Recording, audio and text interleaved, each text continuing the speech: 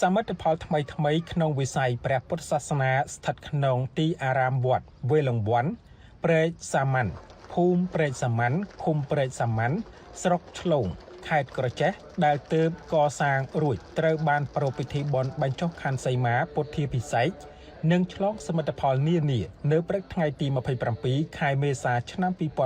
2025ក្រោមអធិបតីភាពឯកឧត្តមនេតភក្ត្រារដ្ឋមន្ត្រីក្រសួងព័ត៌មាននិងជាប្រធានក្រុមការងាររាជរដ្ឋាភិបាលចុះមូលដ្ឋានខេត្តក្រចេះពិធីបុណ្យបញ្ចុះខណ្ឌសីមានាឱកាសនេះមានការនិមន្តចូលរួមពីសំណាក់សម្ដេចព្រះពុទ្ធជ័យមុនីបណ្ឌិតខឹមសនសម្ដេចព្រះសង្ឃនាយករងទី3គណៈមហានិកាយនៃព្រះរាជាណាចក្រកម្ពុជានិងជាព្រះមេគុណរាជធានីភ្នំពេញសម្ដេចព្រះមង្គលមុនីរាំងសីហ៊ូឈីវនីតព្រះប្រធានលេខាធិការដ្ឋានគណៈសង្ឃនៃព្រះរាជាណាចក្រកម្ពុជាព្រះវិមលរតនបណ្ឌិតទេពហត្ថាព្រះរាជាគណៈកិត្តិយសនិងជាព្រះសុគន្ធសីលសារៈព្រះមេគុណខេត្តក្រចេះឯកឧត្តមហឿស៊ីយ៉ែមប្រធានក្រុមប្រឹក្សាខេត្តក្រចេះឯកឧត្តមវ៉ាថនអភិបាលនៃគណៈអភិបាលខេត្តក្រចេះព្រមទាំងប្រធានក្រុមការងាររាជរដ្ឋាភិបាលចុះមូលដ្ឋានក្រុងស្រុកទាំង7និងបងប្អូនប្រជាពលរដ្ឋជាពុទ្ធបរិស័ទចំណុះជើងវត្តយ៉ាងច្រើនកកមានប្រសាសន៍សម្ដែងសម្ដាលនាឱកាសនេះឯកឧត្តមរដ្ឋមន្ត្រីនេតភក្ត្រាបានពំនាំនៅការផ្ដាំផ្ញើសាកសួរសុខទុក្ខពីសំណាក់ប្រមុខរាជរដ្ឋាភិបាលកម្ពុជាប្រគេនដល់ព្រះសង្ឃនិងជូនដល់បងប្អូនប្រជាពលរដ្ឋនៅទូទាំងស្រុកឆ្លងខេត្តក្រចេះហើយក៏បានសម្ដែងនៅការកោតសរសើរដល់ក្រុមការងារសប្បុរសជនព្រះសង្ឃទាំងក្នុងនិងក្រៅប្រទេសអាជ្ញាធរដែនដីនិងប្រជាពលរដ្ឋចំណុះជើងវត្តជិតឆ្ងាយទាំងអស់ដែលបានរួមសាមគ្គីគ្នាកសាងបាននូវសមិទ្ធផលជាច្រើននេះឡើងហើយបានធ្វើពិធីបុណ្យឆ្លងដើម្បីទុកជាប្រយោជន៍រួមសម្រាប់អ្នកទាំងអស់គ្នាឯកឧត្តមបានលើកឡើងថាការកសាងនូវសមិទ្ធផលទាំងវិស័យអាណាចក្រនិងពុទ្ធចក្រទាមទារជាចាំបាច់ឲ្យមានការចូលរួមនិងការរួមសាមគ្គីគ្នាទើបសមិទ្ធផលនោះបានសម្រេចរួចរាល់ឆាប់រហ័សជាក់ស្ដែងដូចជាព្រះវិហារថ្មីបានចេញលេចរូបរាងដ៏ស្រស់ស្អាតនេះឡើងនៅចំពោះមុខយើងទាំងអស់គ្នា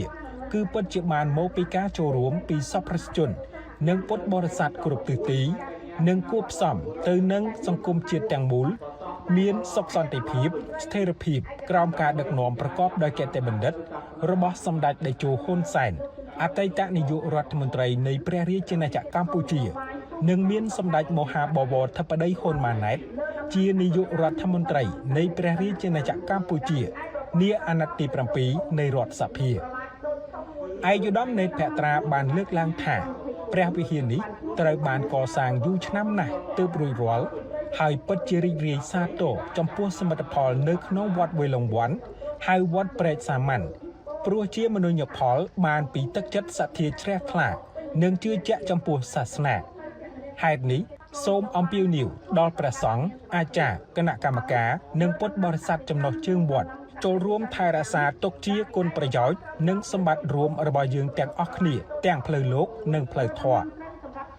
ឆ្លៀតក្នុងឱកាសនោះដែរឯកឧត្តមនេតភក្ត្រាក៏បានរំលឹកពីភាពឈឺចាប់ខ្លោចផ្សារបស់ប្រជាជាតិកម្ពុជា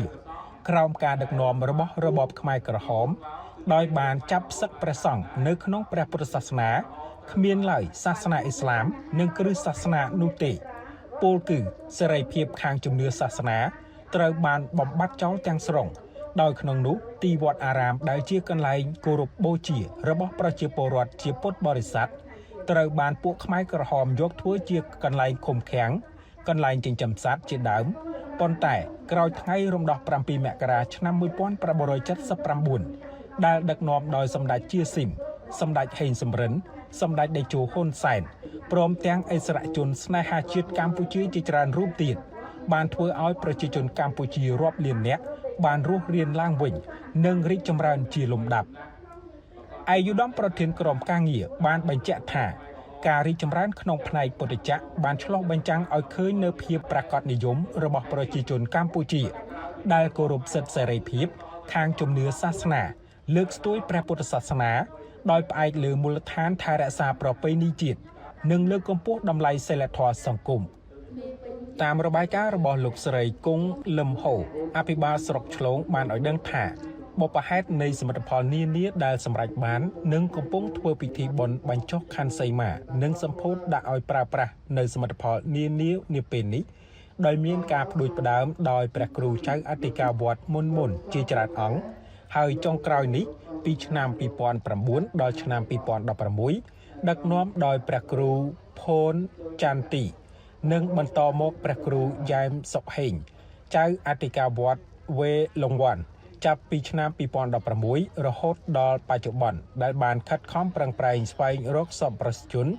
ដើម្បីជួយកសាងជាបន្តរួមទាំងលោកអាចារ្យគណៈកម្មការវត្តព្រមទាំងពុទ្ធបរិស័ទចំណុះជើងវត្តនិងពុទ្ធបរិស័ទជិតឆ្ងាយសមិទ្ធផលបានសាងសង់រួចនាពេលកន្លងមករួមមានកុដិថ្មរបងវត្តចាក់ដីក្នុងវត្តកម្ពស់3ម៉ែត្រកន្លះ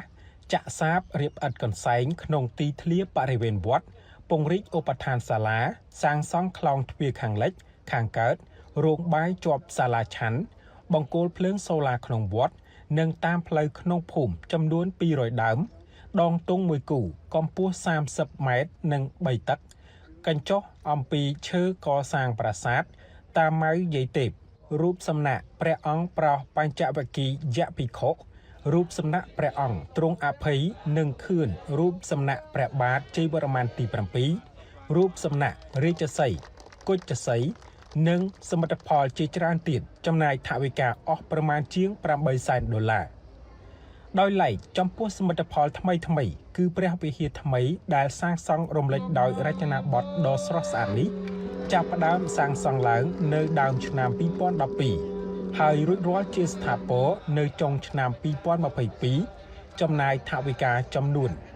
$299,999 នៅក្នុងឱកាសនោះដែរឯកឧត្តមរដ្ឋមន្ត្រីនៃភត្រាបានប្រគេននិងចែកបានថ្លែងអំណរគុណជូនដល់ព្រះគ្រូចៅអធិការវត្ត